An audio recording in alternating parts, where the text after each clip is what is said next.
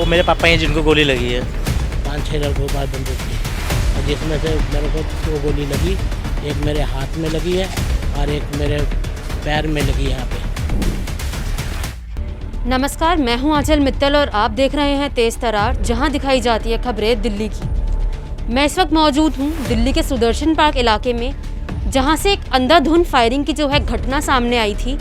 इस वारदात में एक व्यक्ति जो है वो उस वक्त पे घायल हो गए थे। जी हाँ, ये उस वक्त हमारे साथ मौजूद हैं और इस जो फायरिंग की घटना में ये बहुत बुरी तरह घायल हो गए थे।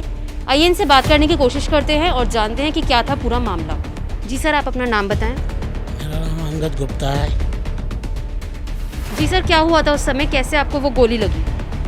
जी, उस दिन मेरे बड़े लड़के की सालगिरह थी शादी की, तो घर पे आए थे, लड़का केक काट रहा था, हम घर पे भी थे मौजूद, छोटा लड़का भी हमारा मौजूद था। और वहाँ पे लड़के दुकान के थे हमारे काम करने वाले, वो लड़के अपना जो वहाँ पे खाना वाना दे के आए थे, हम लोग वो खाना वाना खा रहे थे।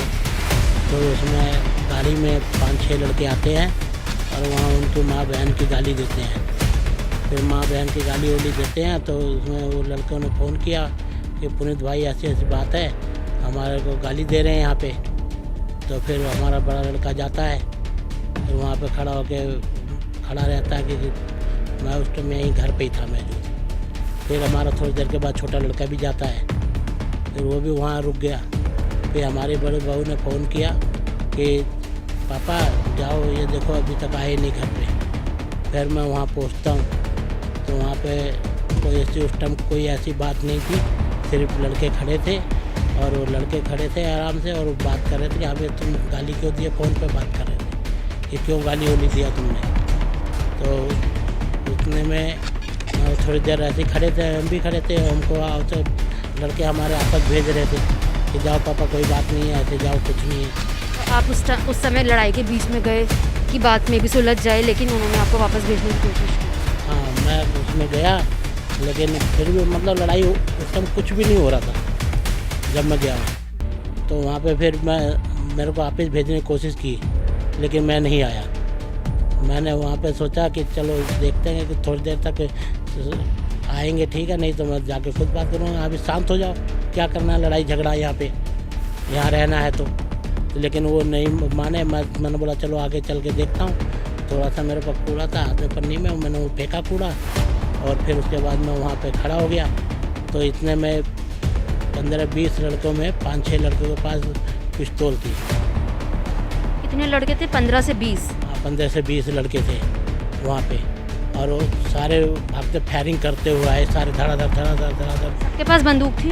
5-6 लड़कों के पास बंदूक थी और जिसमें से मेरे को 2 गोली लगी, एक मेरे हाथ में लगी है और एक मेरे पैर में लगी, यहाँ पे पैर में लगी है। तो उसमें मेरे हाथ से खून बहुत तेज़ी से बहने लगा, तो मैं घबरा गया और घबरा के मैं फिर भागने लगा और मैं चिल्लाने लगा, गोली मार दी, गोली मार दी, गोली मार दी, मेरे को गोली मार दी। तो लड़के हमारे छोटे छोटे लड़के हैं जो दुकान पे काम करते हैं, हमारे मच्छी मुर्गे की दुकान है वहीं बसई नाले पे। तो हम मच्छी मार्केट दुकान रात को कम से कम बाज़ार हमारा 11 साढ़े 10 बजे से शुरू होता है बंद होना, उसके बाद हमारे को ज़्यादा 1 घंटा लग जाता है बंद। उस समय उस टाइम पे कितना हो रहा था टाइम?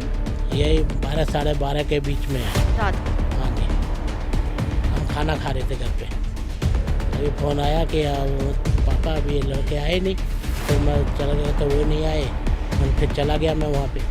तो मुझे नहीं पता था कि ऐसी घटना घटेगी वहाँ पे। हम सोचे चलो आपस में कुछ हुआ होगा थोड़ा बहुत नोक झोंक, चलो भाई बात करके समझा देंगे। जिन्होंने मतलब गोली चलाई है आप उन्हें पहले से जानते थे?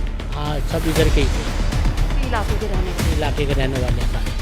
हमने निशान बता रहे हैं कि वहाँ निशान थे। हाँ, वहाँ निशान भी पड़े होंगे। मतलब मैं जब से मैं गया नहीं, कि जब से मेरे को हॉस्पिटल ले जाया गया लपेट के, और मेरे यहाँ पे मोतीनगर भिक्षु हॉस्पिटल में, चारे भिक्षु में, तो वहाँ मेरा टीका लगा, मेरे को पट्टी उट्टी बांधी उन्होंने, पट्टी उट्टी बांध के वो मुझे बोले कि रेफ़र करने के लिए वहाँ पे दीनदयाल। उनको कोशिश करी उन्होंने गोली निकालने की, लेकिन नहीं, उनसे नहीं निकली। चारे भिक्षु में तो गोली नहीं निकली, तो फिर वहाँ रेफ़र कर रहे थे वहाँ दीनदयाल, लेकिन दीनदयाल हम लोग नहीं गए। हम वहाँ से अच्छा समझे महाराजा अग्रसेन को, जहाँ पे हम लोग गए और वहाँ पे मेरा इलाज हुआ। वहाँ मेरी गोली निकाली गई। गोली हाथ में लगी थी और आप बता रहे हो थाई में। हाँ, एक हाथ में लग के फाड़ दी है पूरा हाथ मेरा फटा पड़ा है। टाँके लगे पड़े हैं लोहे की तारों से टाँके लगे पड़े हैं। और दूसरी है जहाँ पे लगी है, गोली हाथ को पार करके गई थी बाहर पार करके निकली गई साइड, और थाईज में और यहाँ पे लगी है मेरे को। जहाँ पे गोली पार करके गई थी ये अंदर रह गई है। अंदर रह गई थी। किसी को निकालने के लिए रेफर किया। निकालने में रेफर हुआ मेरा। यहाँ पे 2 जगह ऑपरेशन हुआ है मेरा। यहाँ पे गोली लगी है और यहाँ से निकाला गया है, यहाँ से। वो कितनी दूरी पे थे आपसे? ये समझो ज़्यादा से ज़्यादा पूरा घर बना रखा था, पूरा मौजूद थे सारे के एकजुट होके। पहले से इनके वो थी कि हाँ भाई इनको हमने गोली मारनी है, पहले इनकी योजना बन चुकी थी।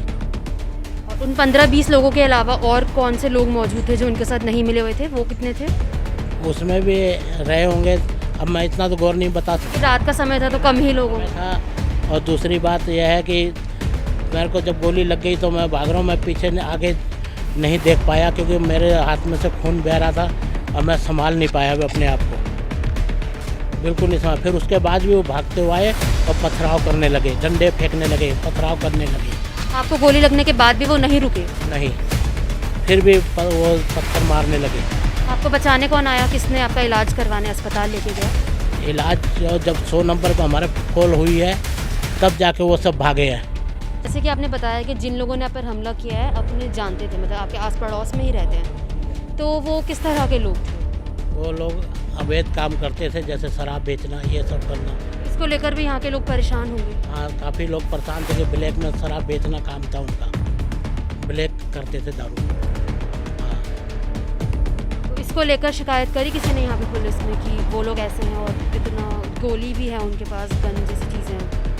ऐसे गन उनकी कोई ऐसी बात नहीं थी। आप लोगों को पता ही नहीं था कि उनके पास बंदूक है? हमारे को इस चीज़ का बिल्कुल नहीं पता था कि इनके पास गन है और गन से ये हमला करेंगे।